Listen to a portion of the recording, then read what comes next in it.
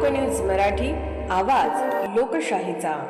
विटा शहरात आरोग्य सेवेचा विश्वासार्ह आधार आदिती मल्टी स्पेशालिटी हॉस्पिटल संचलित बंडगर हॉस्पिटल विटा, महात्मा फुले जन आरोग्य योजना, आयुष्यमान भारत व बांधकाम कामगार योजनेअंतर्गत शस्त्रक्रिया आणि उपचार पूर्णपणे मोफत, हाडांवरील सर्व प्रकारचे ऑपरेशन्स, वेदना निवारणासाठी ब्लॉक इंजेक्शन, डायलिसिस, मूतखड्यावरील सर्व प्रकारचे ऑपरेशन व उपचार, जनरल सर्जरी, अपेंडिक्स, हर्निया, मूळव्याधवरील ऑपरेशन व उपचार पूर्णपणे मोफत। सावरकर नगर, खानापूर रोड, विटा। संपर्क आपल्या स्क्रीनवर।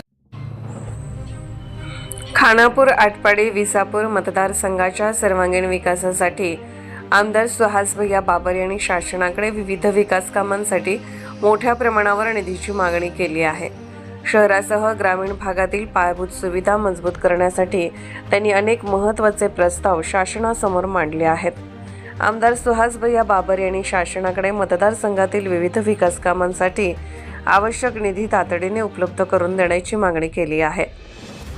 यामध्ये विटा नगर परिषदेला स्वच्छ भारत अभियानाअंतर्गत मिळालेल्या बक्षिसांची रक्कम देणे, खानापूर नगर पंचायतीच्या प्रशासकीय इमारतीसाठी निधी उपलब्ध करणे, तसेच विटा शहरासाठी नेवरी येथून वाढीव पाणी पुरवठा योजना राबवण्याची मागणी करण्यात आली आहे।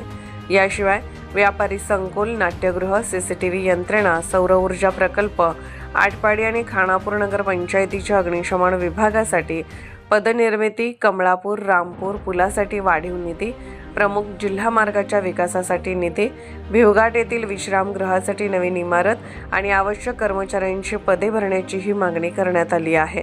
यावेळी आमदार बाबर यांनी मतदारसंघाचा विकास हा केवळ आश्वासनांवर नव्हे तर ठोस कृतीवर विश्वास ठेवणारा आहे।